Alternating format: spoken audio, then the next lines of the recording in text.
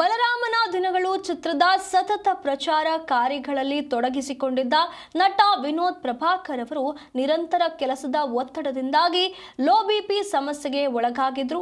ನಿನ್ನೆ ಮುಂಜಾನೆ ಆರೋಗ್ಯದಲ್ಲಿ ಏರುಪೇರು ಕಾಣಿಸಿಕೊಂಡ ತಕ್ಷಣ ಅವರು ತಮ್ಮ ಪತ್ನಿ ನಿಶಾ ಅವರೊಂದಿಗೆ ನಾಗರಬಾವಿಯ ಜಿಎಂ ಖಾಸಗಿ ಆಸ್ಪತ್ರೆಗೆ ದಾಖಲಾಗಿದ್ರು.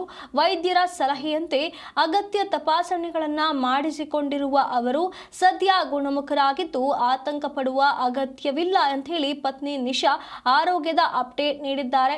ಇಂದು ಆಸ್ಪತ್ರೆಯಿಂದ ಡಿಸ್ಚಾರ್ಜ್ ಆಗಲಿರುವ ವಿನೋದ್ ಪ್ರಭಾಕರ್ ಜೂನ್ 26ರಂದು ರಾಜ್ಯಾದ್ಯಂತ ಬಿಡುಗಡೆಯಾಗಲಿರುವ ತಮ್ಮ ಬಲರಾಮ ಚಿತ್ರದ ಪ್ರಚಾರ ಕಾರ್ಯಗಳಲ್ಲಿ ಮತ್ತೆ ಸಕ್ರಿಯವಾಗಿ ಪಾಲ್ಗೊಳ್ಳಲಿದ್ದಾರೆ.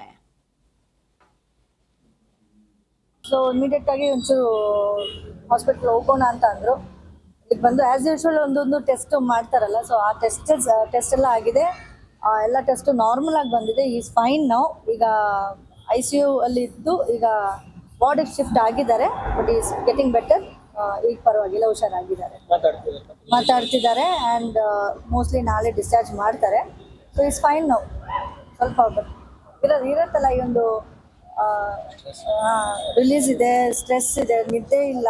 ಸೊ ಇವೆಲ್ಲ ಹಾಗಾಗಿ ಸ್ವಲ್ಪ ಕಷ್ಟ ಆಗಿದೆ ಅವ್ರಿಗೆ. ಬಟ್ ಈಸ್ ಫೈನ್ ನಾವು. ಬಾಡಿ ಸ್ವಲ್ಪ ಸ್ಟ್ರೆಸ್ ಆಗಿದೆ ಅಷ್ಟೇ, ಬಿಟ್ಟರೆ ಸೀರಿಯಸ್ ಆಗಿ ಏನೂ ಇಲ್ಲ. ಏನೂ ಇಲ್ಲ. ಒಂದು ಸಿನಿಮಾ ಅಂದರೆ ಒಂದು ಡೈರೆಕ್ಟರಿಂದ ಹಿಡಿದು ಒಂದು ಹೀರೋಯಿಂದ ಹಿಡಿದು ಎಲ್ರಿಗೂ ಅಷ್ಟೇ ಸ್ಟ್ರೆಸ್ ಇರುತ್ತೆ. ಬಟ್ ಎವ್ರಿ ಫಿಲ್ಮ್ ಅವರು ಹೊಸ ಸಿನಿಮಾ ಥರನೇ ಪ್ರಮೋಟ್ ಮಾಡ್ತಾರೆ. ಅಂದರೆ ಹೊಸದಾಗಿ ನಾನು ಬಂದಿದ್ದೀನಿ, ನನ್ನ ಫ್ಯಾನ್ಸ್ ನನ್ನನ್ನು ನೋಡಿ ಖುಷಿ ಪಡಬೇಕು ಅಂತ ಒಂದು ಏಮನ್ನು ಇಟ್ಕೊಂಡೆ ಎಲ್ಲರೂ ಸಿನಿಮಾ ಥಿಯೇಟ್ರಿಗೆ ಬರಬೇಕು ಅಂತ ಏಮ್ ಇಟ್ಕೊಂಡೆ ಎಲ್ಲ ಸಿನಿಮಾ ಮಾಡೋದು. ಆ್ಯಂಡ್ ಪ್ಲಸ್ ಈ ಒಂದು ಸಿನಿಮಾ ಒಂದು ಒಳ್ಳೆ ಬಜೆಟಲ್ಲಿ ಮಾಡಿರೋಂಥ ಒಂದು ಸಿನಿಮಾ ಆಗಿರೋದಕ್ಕೆ ಆ ಪ್ರೊಡ್ಯೂಸರ್ ಕರೆಕ್ಟಾಗಿ ಬಂಡವಾಳ ಆಗಬೇಕು ಥಿಯೇಟ್ರಿಕಲಿ ಎಲ್ಲ ಈ ಸಿನಿಮಾ. ಯಾಕೆಂದರೆ ದೊಡ್ಡ ದೊಡ್ಡ ಆರ್ಟಿಸ್ಟ್ಗಳು ಈ ಒಂದು ಸಿನಿಮಾಗೆ ಇನ್ವಾಲ್ವ್ ಆಗಿದ್ದಾರೆ. ಆಶೀಶ್ ವಿದ್ಯಾರ್ಥಿ, ಅತುಲ್ ಸರ್, ಅಂದರೆ it's a big movie. So ಅವ್ರಿಗೆ ಅವ್ರ ಲೈಫಲ್ಲಿ ಇದೊಂದು ದೊಡ್ಡ ಒಂದು ಸಿನಿಮಾ ಅಂತ.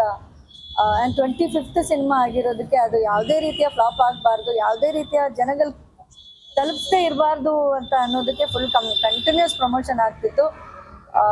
ಐ ಥಿಂಕ್ ದಿಸ್ 15 days ಒಂಚೂರು ಜಾಸ್ತಿನೇ ಸ್ವಲ್ಪ ಶ್ರಮ ಪಟ್ಟು